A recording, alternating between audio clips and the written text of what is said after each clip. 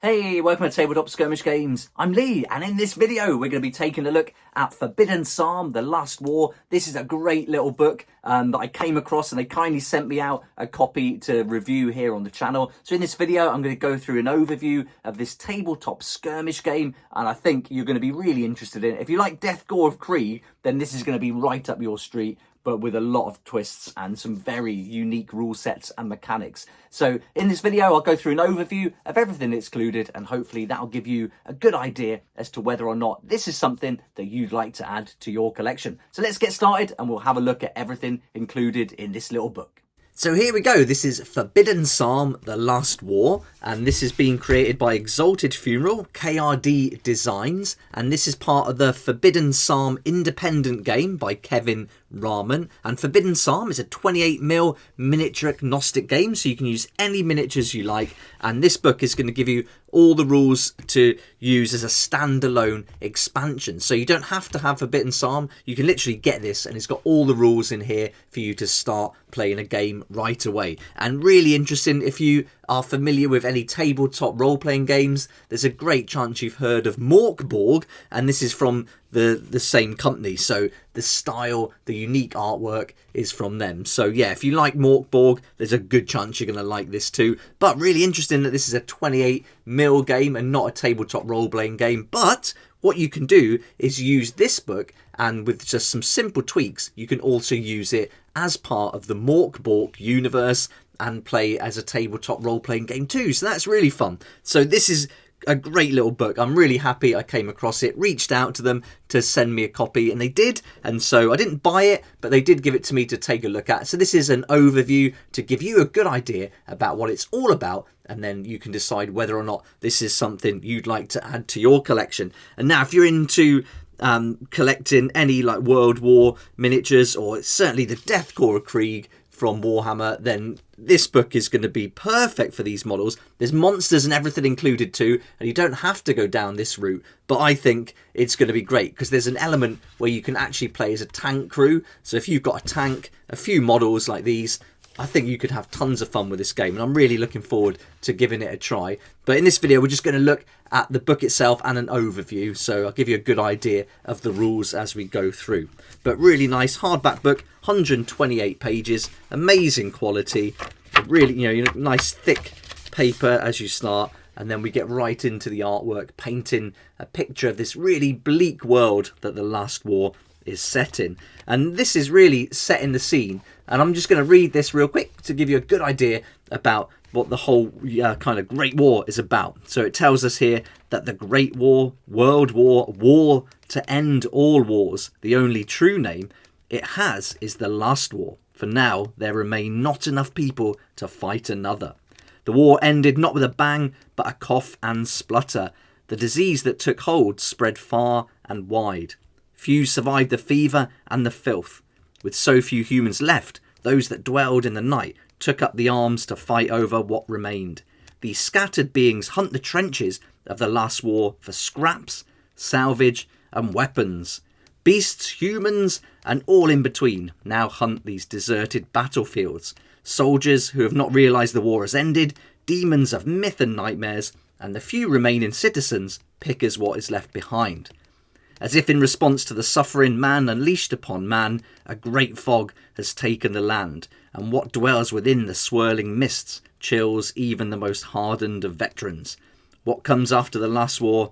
Only decay, death and destitution. So that really sets the scene and should give you a good idea about what you can expect from this. But you've got some really cool layout. This is totally different to any of the tabletop games and skirmish games I've featured on the channel before, and I love this style. I've been really looking at a lot of RPGs lately, and so I'm really getting into like the old school Dungeons and Dragons and independent game creators, and so that's how I came across this. So yeah, really interesting to see the different design and just what you can do really with a good idea, some talent with writing and artwork. You don't have to stick to the conventional way of doing things. You can do your own style and come up with something really unique like they've done here. So you've got a nice contents page all laid out, and then you've got all the different texts and fonts, which I think work together. There's so many different ones in here as we go through it, but it really gives you the idea or the feeling like this is like a found document or some kind of manual that's been pieced together, like a field manual. That's the vibe I'm getting from it. And I think it's great, really nice. Gives you a little page here just going through like the basics of the game, and then how to convert it if you wanted to play it as the tabletop RPG. And then after that, we're right in to creating our models. Now we're going to put together our warband, and you're going to need 5 models, and it takes you through all the steps about how you can build them. There's tables to roll on or choose for the names, and then you've got all the different types of your special troopers as well. So you've got a witch, sniper, anti-tank gun, scout, gunner, trench trooper, flame trooper, civilian. So you can see why I think it's perfectly suited to these, because if you've got some Korp Krieg, you've got the veteran guardsman, you've got a lot of these already. There's the flame trooper, we've got the sharpshooter or the sniper, there he is. So you know, you've got all those models perfect. So I think this is great. And then if you play the tank rules, which you'll get to as we work through, which I think are awesome, you could just grab a tank. I've got the Hellhound here, which I think would really fit in with the theme. And then these guys can actually go around in certain missions inside the tank, and they've each got a role within the tank to operate it. One's a driver, one's a gunner, that kind of thing. So really interesting. Then we're on to the stats, and it's very simple. You just take one of the following stat lines. So that's nice and simple. You could go for like really high powered here or low powered, you know, whichever you want. You can mix it up. You've got 4 to choose from. You've got agility, presence, strength and toughness. Then you've got your health points, and so it's 8 plus toughness. And then you've got when scavengers reach 0 hit points, they are downed. And if they take any more damage after being down, they're killed. So everyone's going to start with pretty much the same, depending on which stat lines you take. Then there's floors to roll on, and this is great. Anything from trench foot to unhinged, dumber than they look, or they could be lucky and have no floor, or they could roll a 1 and then roll 2 more times and apply those results because they're damned. So yeah, if you roll a 1 here, that's not looking good right from the get-go.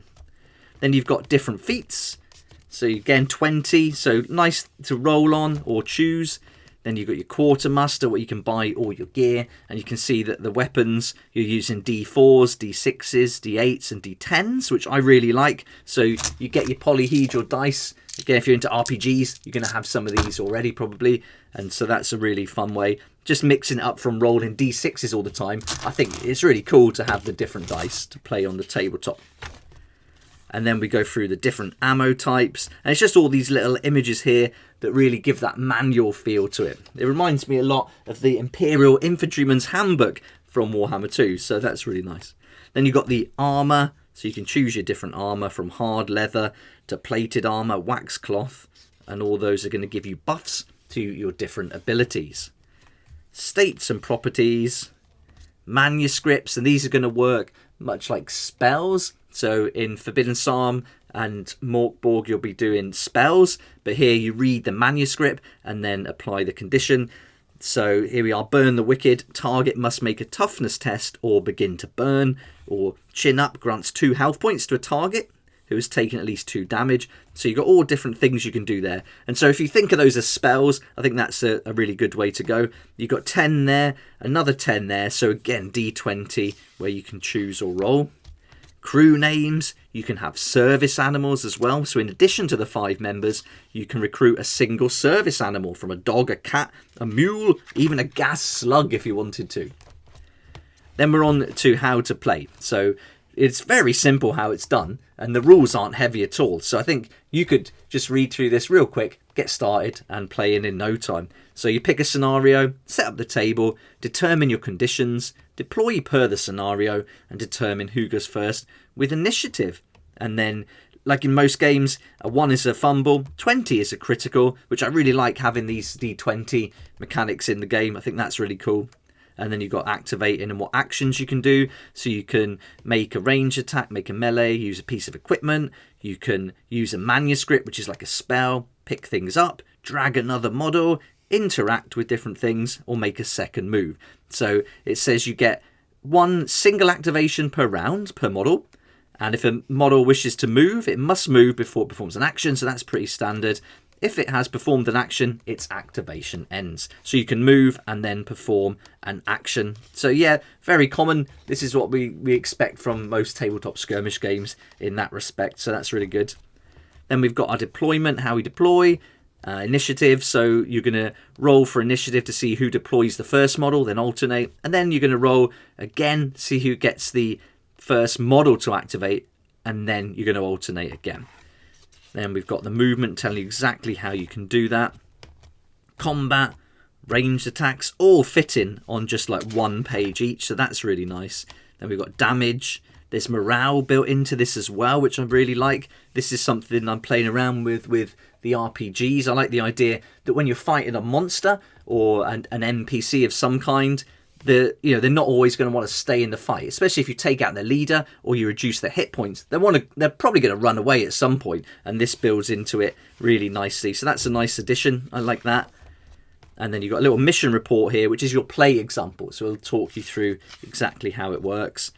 Then it tells you how to use your spells or your manuscripts, and you cannot cast the spells while in close combat. And if you fail this, if you do a fumble, you have to roll on the calamity table, so some bad things can happen to you there as well. So I like this. The bad things just pile up, which I think is fun. You can also get mutations, which are really cool. So you've got 10 to choose from. Tentacle arms, skin turns iridescent blue. All sorts of weird things can happen to you amongst this thick fog that covers the world. You're also going to get orders. So at the start of every scenario, you get 6 orders each. And you can only use them once. So that's cool. I like that because you could just be re-rolling a lot, like in a lot of games. But here, you can only use them one time. So you're going to get 1 re-roll. You can cancel a critical or a fumble at any time, and then do things like deal extra damage, help one of your teammates out, you can roll on the loot table, that kind of thing, or pass a fail, jump, morale, or combat because you've had some extra training. So yeah, that's a really fun part to have those orders. You've got 6. Once you've used them, they're gone for the rest of the game. Then you've got hostiles. Now, one other cool thing about this game is it's designed not just for 1v1. You can also play campaign, and you can play solo as well, or co-op too. So that's really good. So you've got lots of options. But you can see this is like A5 in size, and we haven't had to go through too much to get the gist of the game and the rules. So you're not going to have to get any rules lawyers here to learn this. It's going to be really quick to get started. So you've got your hostiles. This is going to tell you exactly how to control them with their morale, their profiles, how they spawn. And then it's going to give you examples of these different monsters and ghouls and beasts that are going to turn up on the battlefield. You've got a mud ghoul, a trench maggot. And I love this because this has got an RPG feel to it, but it is a tabletop skirmish game. So I really love that mix of the two things. So I think they've done a great job doing that and really putting across that RPG vibe. There's a gas bug, a trench rat, a haunted tank, living gas cloud, Vlokalak, thing from the fog, the pathetic. And you could also create your own monsters, couldn't you? I think it wouldn't be any problem at all to do that. Have a look at the stats and you could easily come up with your own monsters too.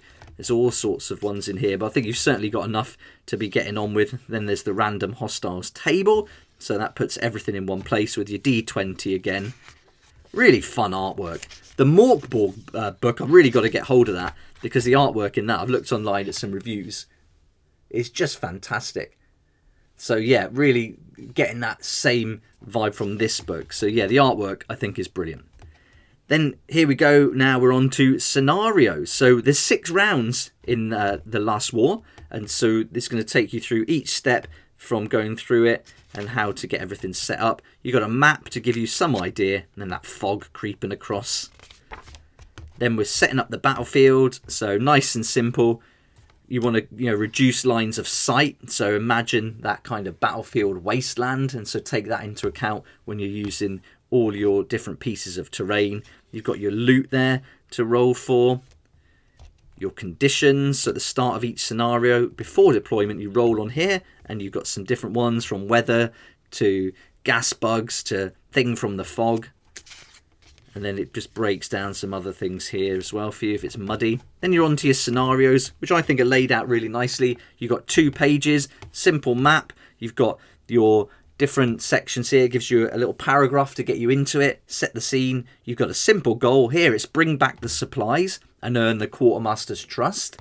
So again, you could involve your RPG play in this for sure, especially playing in the campaign. No reason why you couldn't do that. Then you've got rewards, setup and loot, deployment, threats, solo play, co-op play, and then game ends after the 6th round. And then you've got some things to read out. So when the players arrive, you read that. When the players arrive back at the quartermaster, you read this. So there we go. That's it. All on 2 pages, which is brilliant. You don't want it spread out. You don't want to be flicking back and forth when you don't need to. Everything contained in one place. And this is going to give you a number of missions then to go and play on. And then again, if you want to make up your own missions, you could just copy this format, and I'm sure you could come up with some great ideas. But there's a fair amount to get through here, so you're certainly going to have enough to keep you busy and playing a few games. There's 12 included altogether. Then we're on to campaign play, and so if you want to go from beyond just playing one game, certainly go for the campaign mode. I think that's a really fun way to play this, and yeah, I'm really looking forward to giving this a shot, because it's just got so much like flavour to it. I think it would be really fun. And the campaign mode, definitely, because you can get tanks going on, which I think is awesome. You've got artifacts then, you're going to get injuries for your different fighters in the warband as they play out the different missions. And here's the tank manual. So you can see here that you can't use them in every mission, so it will tell you which mission you can use it in, but everyone within the tank is going to have a role and an action. So there's a driver, a gunner, an engineer, and they can do certain things to control the tank. So that's a really interesting. You're not controlling the tank, the models inside will be controlling it. So I love that. I think that's brilliant. And so this sounds really fun. This is the thing I'm looking forward to trying out the most. You've got all your tank components, your tank health, and how to fire the guns. So you're looking at what, 1, 2, 3 pages there with those tank rules. You've got your tank roster as well, the actions it can do. So nice and simple. It's all in just a few pages. You're ready to go. Then you've got your crew rosters, your crew bunker. So in that campaign, you can get upgrades for like your base, so you can get some extra things.